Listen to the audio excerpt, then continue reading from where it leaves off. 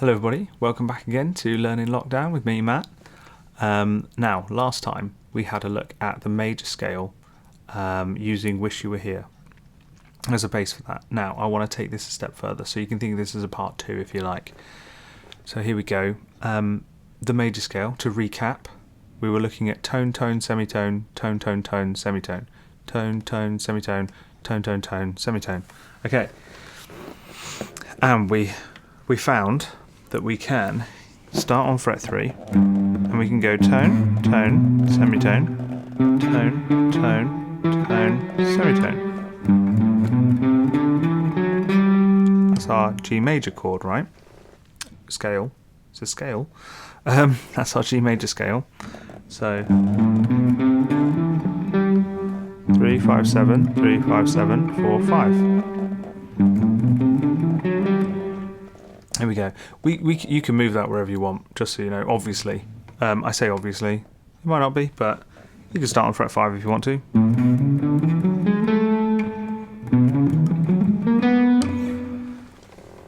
Just take the first note you play. That's the major scale of it. So let's do A sharp, just to be weird. So we know that A, fret 5, because we tune our open A string with it. So A sharp, next one up. So that's our A sharp. So we're just going to do the same shape. Tone, tone, semitone, tone, tone, tone, semitone.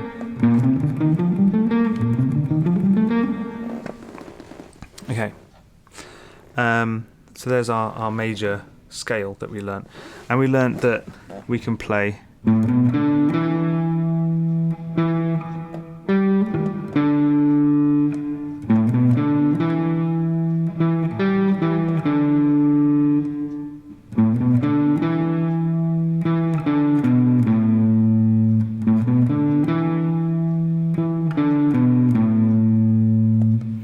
we can move all of those 5s and 7s. And we're just playing 5 and 7, aren't we? Subtract 5, you get 0 and 2 down here. We're going to do it with that, won't we? With our ring finger and our pinky on the 2 highest strings, and just use our index finger.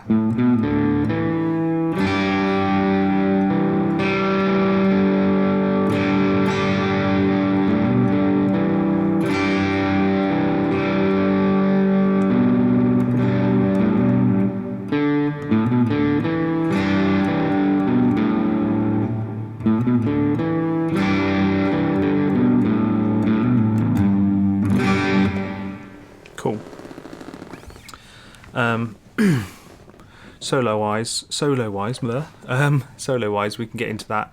We've got a few other techniques that I want to show you, such as hammers and pulls, slides. We'll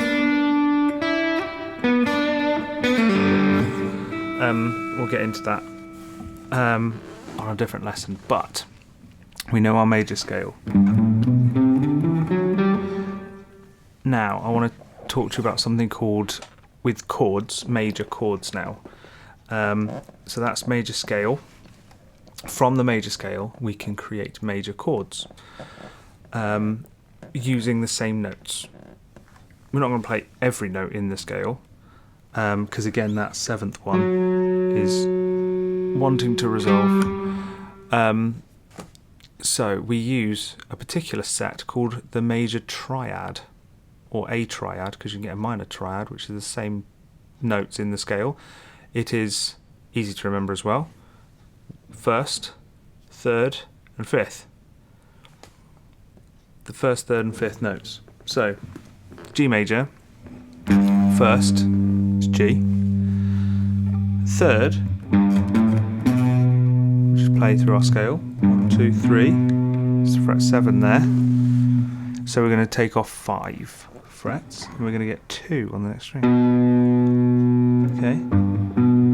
And then we're going to play our 5th note. 1, 2, 3, 4, 5. So we know that fret 5 is the same as open on the next string.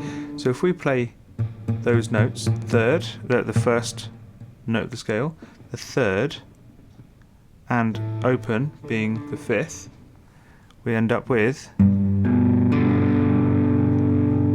our major scale. We put these ones on top, don't we? Up here, and play the two middle ones open from the chord diagrams we showed you. But that's the theory behind it, is the lowest three strings are a major triad. First, third, fifth. That's first. The next string, so the third string, the next highest one, is it's a G string. So that's G. Then we've got this fret down here, and that's our fifth, because it's the same. I was just showing you there. It's the same as the open D string, and the one on top. That's an E string, as we know, so on fret 3 is the same as E string on fret 3, that's the first. So we've only got one third note, this one, which is why it's very important, because if we leave that one out, then you're missing that note altogether. So you need the first, the third, and the fifth. So we've got first, third, fifth, first, fifth, first, and that chord. So using the first, the third, and the fifth notes in a scale to create a triad, and that is the major triad, they call it. So we're just going 1, 3, 5, and you can figure out absolutely any chord with that.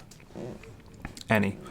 You could start that on any fret, the scale we've learnt, to figure out the major scale of that note, figure out what the first, third, and fifth are, and make a chord out of it, knowing all your notes on the fretboard.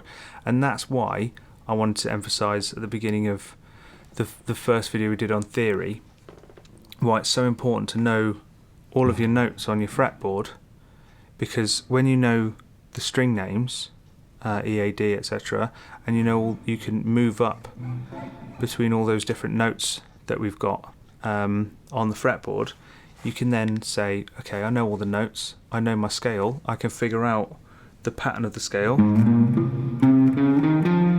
I can figure out what that note is with an F, and then I know that that note's an F, and that note's an F, and that note's an F.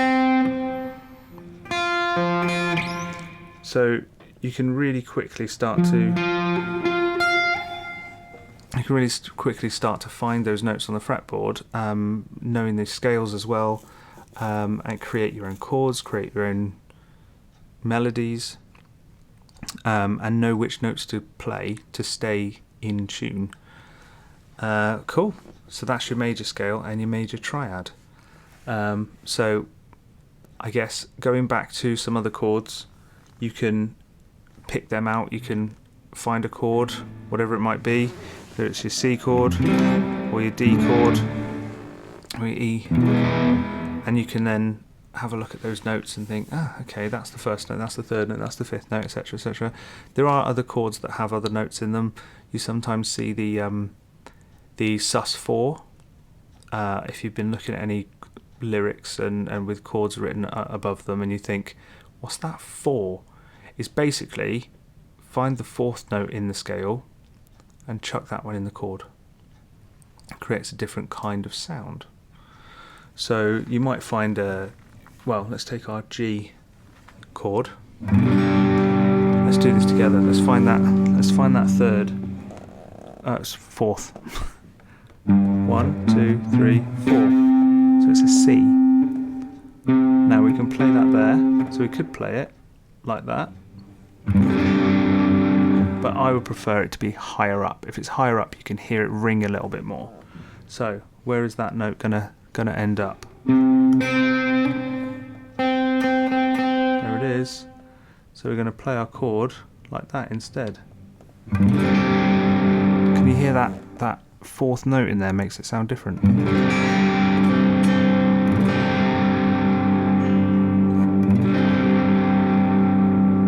As the major.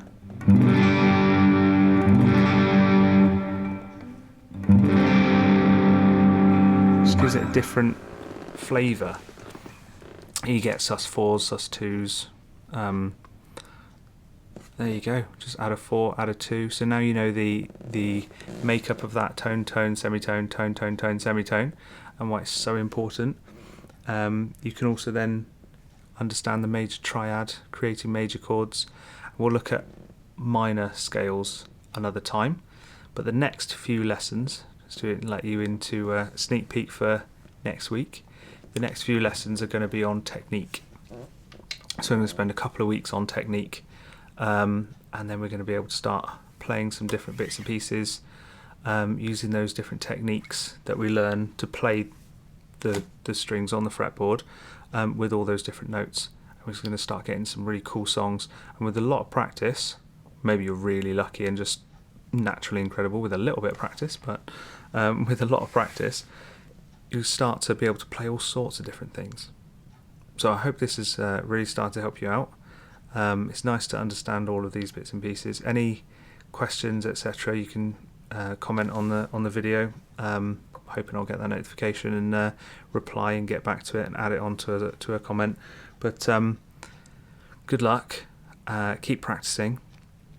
You can watch these videos obviously over and over, but as I said, can't re-emphasize enough that learning those notes on the fretboard, knowing that there are 12, they start on A, finish on G, all of them have sharps other than B and E, and then knowing your tone, tone, semitone, tone, tone, tone, semitone to create a major scale, and a tone is 2 frets, a semitone is 1 difference.